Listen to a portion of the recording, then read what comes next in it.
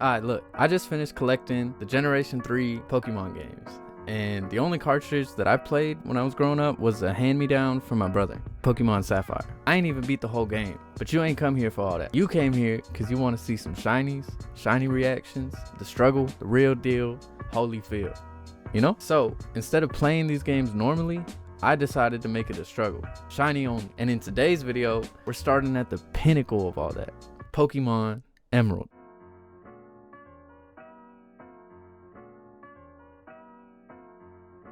Alright, so we jumped out of the van, said hello to mom, and she sent us inside. Saw Macho Man moving material, we set the clock, and then we went to grab the potion in the PC so we can use it for later. She sent us to Professor Birch's place and we saw May. May said her dad wasn't in her house, the lab, and he for sure wasn't in our house, so we just left. But some frantic girl was standing there talking about, "He needs some milk!" So we see Professor Birch, and there he go, the man that's supposed to know it all. Sounded like the guy from Chick-fil-A. Help! Help! Alright, but it's at this point, I think I should explain the rules of the entire series, which is basically, I'm only allowed to use shiny. That means anything that has to do with any type of progression. Trainer battles, gym battles, experience game, rare candy farming, and HMU. No, like, safety net, HM slave. They gotta be dripped out. But I am allowing myself to RNG manipulate. This is basically just means that I'm going to be timing my resets perfectly. And I'm going to link in the description the man that taught me how to do all that, Lazy RNG. Anyways, I kid you not, bruh. This shiny starter only took 3 resets. Yes, bruh. 3 resets. I was stoked, man. I was hype. I was ready to get a move on. And shiny Trico just looks amazing to me, bro. Like, I love the blue shades and tints that just make him so much more appealing. I named him after my best buddy Dreams because that's my French bulldog. Keep in mind, while I was growing up, the only shiny that I ever encountered was a shiny Horsey. I still have him tucked away in my Pokemon home on my 3DS. But man, I still remember the day that I caught him. I was riding in the back seat of my dad's truck while we were on this road trip. It was also the very first time that I even attempted to try and do a shiny hunt. And that's still like one of the fondest memories I have since my childhood, which now looking back at it pretty much inspired this entire series. Maybe not that moment, but that feeling shinies bring, because even though it only took 3 resets to get this little guy, that doesn't take away the moment of pure ecstatic and joy that I felt when I saw that shiny sprite pop up. Because keep in mind, I wasn't even sure if this was gonna work. This is my first time RNG manipulating, and it was just amazing. But after we saved Professor Birch, we had our first rival battle with May, and we completely washed her, because shinies are just better than normal Pokemon. So I'm not exactly sure what she was thinking, considering that her dad knows this. Next, we set off for Petalburg City to help Wally catch his very first Pokemon. And I mean, it's a cool Pokemon. He chose Ralts, you know, but it's not shiny. Once we did that, we continued to wash the entire populace of age 10 and over trainers as we made our way to our very first gym battle in Rustboro City, with Roxanne and her crew being the target in our scope. Once we got to Rustboro City, we made our way left and grabbed the HM for cut, and we're not going to be able to use this, not just because we don't have the badge, but also because we don't have an HM slave, and I really don't want to teach it to Trico. We just made our way to the first gym, and our first victim was youngster Josh, which his team consisted of a single rock, so we sucked the soul out of it and kept it pushing. Next was his brother Tommy, who used 2 rocks, did the same thing. Next was Hiker Mark, who used 2 more rocks, and we did the same thing. So we're face to face with Roxanne. She gave us props for making it this far, and our fight began. She started with the rock, and at this point, Dreams is used to rocks, so we just did the same thing. But he learned pursuit instead of tackle, because that's going to be very useful in the upcoming fights. So, you know, we got to use that. Anyway, she sent out another rock, and we did the same thing. He got 1 shot. Finally, it was Easter Island. And really, I was under the impression that this dude was going to be easy, but once I saw him literally absorb that first absorb and just make sure that we weren't going to run away when he got to cracking it down, I was like, nah. Anyways, we just kept absorbing, and he hit us with a rock tomb. Our speed fell, and he ate a berry. I didn't even know we could use berries at this point. We hit a critical hit with absorb and got him down to like 1 HP. And then he was like, nah, and hit us with a critical hit rock tomb and completely obliterated Dream. So we were pissed. So we went straight back to Roxanne and washed her first 2 rocks, easy. And when Nose Pass came out, we just spammed absorb again, except this time nobody hit any crits, and we won. Dreams evolved, and he looks awesome now. He got them red leaves coming out of him. He looks like he's ready to swing at anyone and everything. Yeah, it looks awesome. Roxanne gave us $1,500, a TM for Rock Tomb, and the Stone Badge for winning our first Major fight. After leaving the gym, we see who I'm pretty sure is the same dude from the Petalburg Woods get robbed. We chase after him and help him get his stuff back. There were some trainers along the way that helped to serve as good fodder to help Dreams level up. Once we get to Rusturf Tunnel, we teach the hoodlum a lesson and get back the Devon goods and get Pico back for the old sailor. Once we get back to the man, he takes us atop his company building, and the president of his company asks us to deliver a letter to Stephen in Dewford Town, along with giving us a Pokénav for our effort. Once we leave the building, a worker gives us access to the match call mechanic, and we make our way down to the sailor's house. But before we can leave town, May lets us know she's ready for our second battle. Luckily for us, Dreams at this point has already bossed up and just continues to tear down her entire team, comprised of a Lotad and a Torchic. And I really thought the Torchic was going to be an issue, but at this point, Dreams is just unstoppable. Until that Torchic evolves later on. Once we make it to the sailor, he offers to take us to Dewford, and our second gym battle approaches. And now it's time for Brawly and his band of goons to get the work.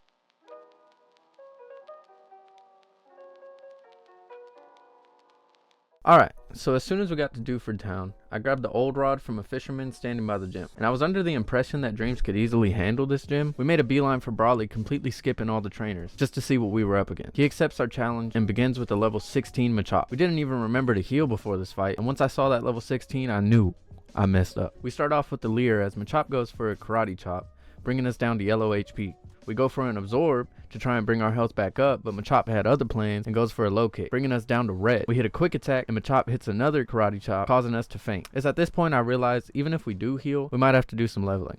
So we fight the fishing trainers by the Granite Cave, and Dreams gets up to level 20. We head for the gym once more, but this time we decide to fight every single trainer inside the gym, starting with Battle Girl Laura, who begins with the Meta type. And this is where Pursuit comes in handy, as it's a dark type move and helps us take her down with 3 moves. Next is Battle Girl Lilith, who also sends out a Meta type, and we repeat the same process and take it down in 3 moves. Sailor Brendan wants some action right after, granting us no rest, and sends out a level 13 Machop, who focuses his energy and leers as we hit him with 3 quick attacks and take him down. This fight gets Dreams to level 21, and we make our way through the gym. Our next fight is Battle Girl Jocelyn, who sends out a Metatite who goes down to 3 pursuits.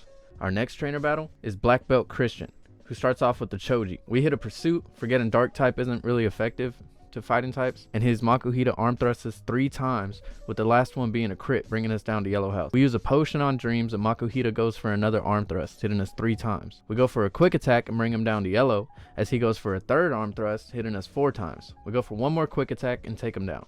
Our last trainer to defeat in this gym is Black Belt Takao, who sends out another Machop, who Dreams takes down with 2 quick attacks and takes no damage due to Machop using a Leer. We go heal before our fight with Brawly and begin the final battle one more time. This time, Brawly continues his fight with his level 16 Machop. We start with a quick attack, and Machop goes for a bulk up. We hit another quick attack, as Machop goes for another bulk up. We absorb, and Machop goes for a seismic toss. Brawly got scared and used a super potion as we went for another absorb. We go for a Leer and another absorb, as Machop hits a Karate Chop, bringing us down to 1 HP. We absorb again, hoping to take him down, and we do, leaving us with 9 HP and a level up for Dreams. Brawly sends out Metatite as we go for a potion, but Metatite hits us with a focus punch, taking down our Dreams once more. At this point, I continue to try this fight over and over and over and over again for an hour, until finally I figure out the perfect strat. Once Dreams learns Screech, which drops the opposing defense stat by 2 levels, we can enter the final fight. I honestly didn't expect this fight to be so hard, but it was. Once again, Brawly starts off with his Machop. We now have a level 24 Grovyle who goes for 2 Screeches and a quick attack, as Brawly only uses bulk up for this time.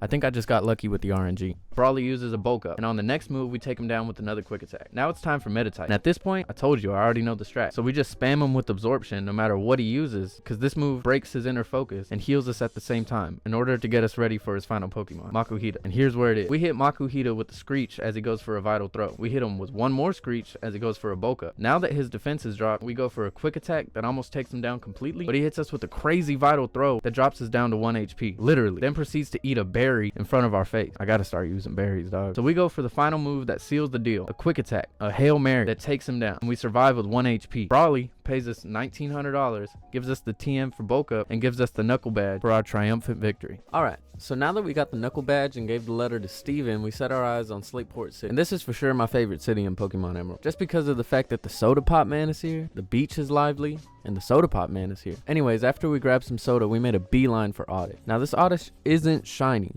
but it's the only non-shiny Pokemon I'm going to be using in this run, just for the simple fact that it is the only and fastest way we can get access to Sweet Scent, and we need Sweet Scent in order to RNG manipulate for our next team member. Once again, this Pokemon will not be used in battle, or HMs, or anything else. It is just for Sweet Scent. After we grabbed our little RNG slave, it was time to hunt for some other shiny. So we made our way back to Granite Cave in Dewford Town and set our eyes on a shiny Makuhita. I've always loved Makuhita's design in the first place, so I figured the shiny would be exactly what I wanted, and I was absolutely right. Once we got there, our hunt began, and it was at this point that I started streaming, and I really dove into the concept of it, and I built my own overlay and everything, so the gameplay might be a little janky, but it's basically just going to be some stream highlights. If you guys want to join me, I only have 7 followers, and I'll leave a link in the description to my Twitch. Anyways, after about 15 reset, we found our next team member. Oh my god!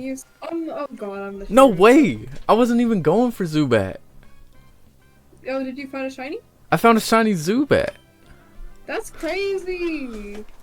After we caught our newest team member, chat decided to name him UnripeNaNa. So we did. He really does look like one. So right after, you know, the hype train ended, we began our shiny hunt for our chubby little boxer once again. And after a whopping 52 reset, I was ready to just come back later and attempt the 3rd gym. Keep in mind, every reset is about 71 seconds because my target frame is 48-47. So it took about an hour and a half to find. But when I did, this happened. Guys, we're gonna be using a Master Ball here. Oh, let's go! Let's go! Yes, bro, finally! Alright, so you can tell I'm hot. After we got Makuhita, we named him Choji because he looks like Choji. And we went back to Slateport City. Now to continue the story. We liberated the museum and made our way down the route. May was waiting for us, so our rival battle began. May started this fight with the level 18 Wingull, so we sent out Dream. And I'm not gonna lie, we failed this fight maybe 3 times. So this was about the 4th time, so I pretty much had the strat down. Dreams hit a quick attack, dropping Wingull down to yellow health. Wingull hit a supersonic on us and made us confused. We went for another quick attack, but Dreams hurt itself in confusion. Wingull went for another wing attack. Dreams snapped out of confusion and hit a quick attack, taking down the Wingull. This also caused Dreams to level up to level 27. Now, she was about to send out her level 20 Combuskin, who has taken down my team 3 times before. So what we decided to do was send out Choji first, so he can get some chip damage with the takedown before Combuskin takes us down with the 2nd move, which we can use to use a Soda Pop on Dream. Now that we have Dreams on the field, we're gonna Screech. Combuskin is gonna Ember. Luckily, it only did 25 damage. Then we're gonna hit a quick attack, dropping Combuskin all the way down to red. They focused energy. So at this point, I thought Combuskin was gonna use a super potion, or May was gonna use a super potion, but she didn't. So I wasted a Screech, and Combuskin got a free Ember off. But luckily, I knew that they weren't going to heal, and I threw a quick attack out, taking down the Combuskin. And then from here, it was just free eats. After our rival battle was met, it was time to go to Wattson's gym and unplug him for good, giving us our 3rd gym badge. Brawly was waiting there with his level 16 Ralts, talking about he gonna be some great champion. And I believe in him, but not right now. Anyways, we took care of him and made our way into the gym. The same process goes for here. There were 2 double battles and 1 single battle. We destroyed all of them. All jokes aside, I do want to say that Wattson is probably my favorite gym leader out of all the ones in Gen 3, just because he's so chill, especially when you do the sideline quest, which we're going to do later. Anyways, now we're in front of Wattson, and our 3rd gym battle begins. Alright. Wattson starts off the battle with the Voltorb. We start off with Dreams. Dreams goes for a Screech, but I forgot that Voltorb is soundproof. Voltorb goes for a Spark, not very effective, but it does get the paralysis off. Voltorb goes for a Shockwave, and Dreams is paralyzed, he can't move. Voltorb goes for another Shockwave, and Dreams uses Pursuit. This process continues for a while. I just spam Pursuit until Voltorb goes down. Unlucky for me, I forgot that Voltorb knows self-destruct, so I arrogantly keep attacking until Voltorb self-destructs and takes down Dreams. So we send out UnripeNaNa and revive Dreams. Electrike hits us with the Shockwave, killing our Zubat. Then we send out Dreams again. Dreams goes for a Screech as Electrike hits a quick attack. Dreams attack miss. We hit another Screech and actually connect this time, lowering Electrike's defense. Electrike goes for a Shockwave, but it's not very effective. Dreams goes for 1 more Screech, lowering his defense stat by 4 levels, and Electrike uses a Howl, raising his attack stat. We then go for a Super Potion on Dreams, as I know this turn is safe. Dreams goes for a quick attack and 1-shots the Electrike. Now he brings out a Magneton, and Choji goes for a Fake Out. Magneton goes for a Thunder Wave, paralyzing Choji, but Choji gets the Vital Throw, doing half of his HP. We then use our Paralyze heal on Choji as Magneton goes for a Shockwave, taking us down. Dreams then comes out and hits a Leaf Blade, taking down Magneton. We're down to our last Pokemon, Wattson and I. Dreams goes for a Screech. Manectric goes for a Thunder Wave, paralyzing us. We go for another Screech as he goes for a Howl. His Manectric hits a quick attack, and our Dreams hits a quick attack, sealing the deal. And with that, we got our 3rd gym badge. Wattson pays us $2,400, gives us the Dynamo badge, and the TM for Shockwave. So now that we have our 3rd gym badge, it's time to hunt for our next 2 team members. We healed up and headed straight for Route 112 to start our shiny hunt once more. I was starting to get the hang of this RNG thing, and after about 12 resets, we found our newest shiny member.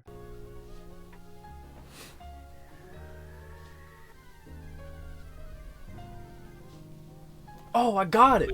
Let's go. The shiny? Yes. Dang, that was only 12 resets. That's crazy. Oh my goodness.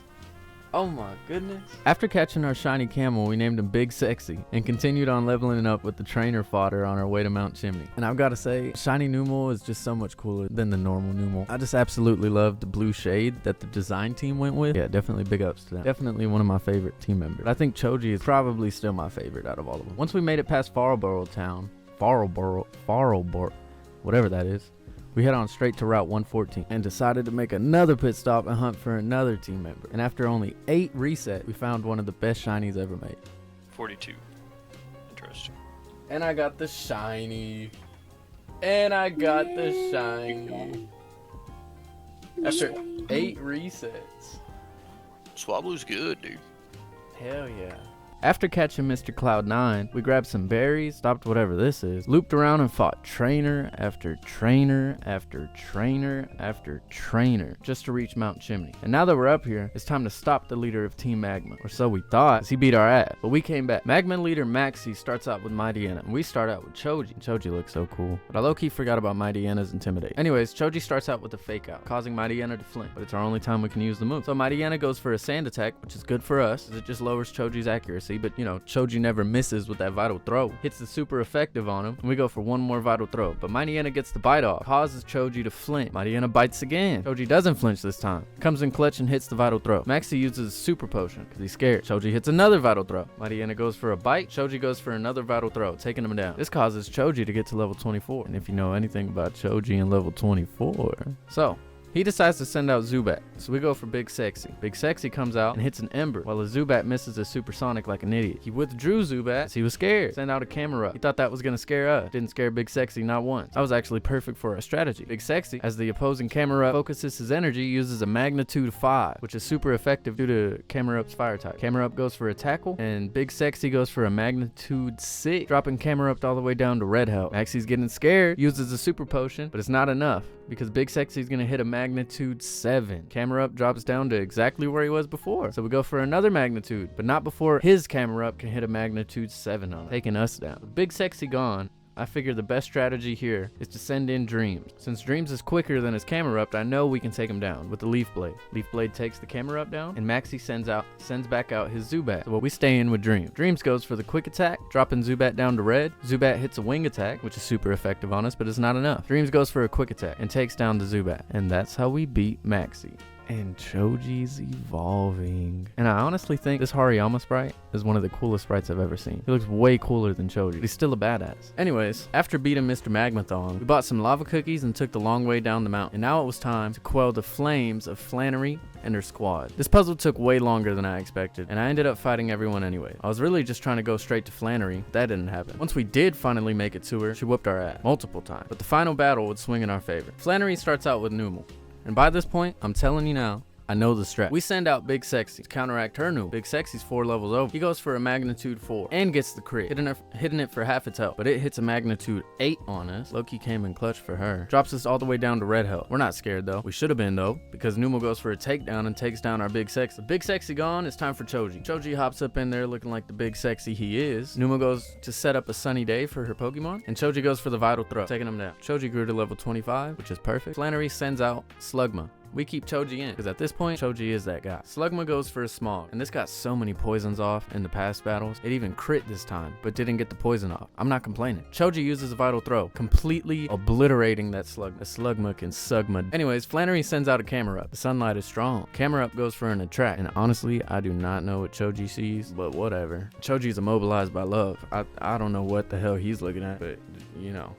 Okay. Camera Up goes for an overheat, dropping us down to yellow health, but dropping its special attack harshly. Choji is still in love with this ugly ass Pokemon, but uses the vital throw, finally comes to his senses, gets the crit and drops it down to like 3 HP. Sunlight's still strong. We go for a super potion on Choji, bringing him up to 97, and Flannery uses a hyper potion. I knew this was gonna happen. Sunlight faded, and this is where we start setting up our bulk up. If Choji could stop looking at this Pokemon, yeah, he's just immobilized by love at this point. Camera Up goes for the sunny day, set it up again. I mean, it still don't matter, but like, come on, bro. She's not that bad. Finally, Choji goes for the bulk up, and camera up misses attack like an idiot. Choji goes for, I'm pretty sure we go for like 6 bulk ups at this point, because I know that this camera up can't kill us. Yeah, camera up just goes for tackle, and we go for a vital throw, dropping it down to red HP. Flannery uses another hyper potion because she's scared. For some reason, Choji is still in love with this camera up. Like, Jesus Christ. Choji goes for the vital throw and takes it down. Finally. Now she's gonna send out Torkoal, and this is the tricky part because Torkoal took down my team like 8 times before. Torkoal goes for the body slam. Choji goes for the vital throw, dropping it down to half HP. Choji goes for another body slam, paralyzing Choji. But Choji still comes in clutch, hits that vital throw, finally taking down that Torkoal. You have no idea how long that took. Choji goes to level 26, and we are happy. You can see it in our face. We defeat Flannery. Flannery gives us $2,900, the heat badge, and the TM for overheat. Now, since we beat Flannery, I decided to go straight to Dad and beat him up for leaving us alone with Mom.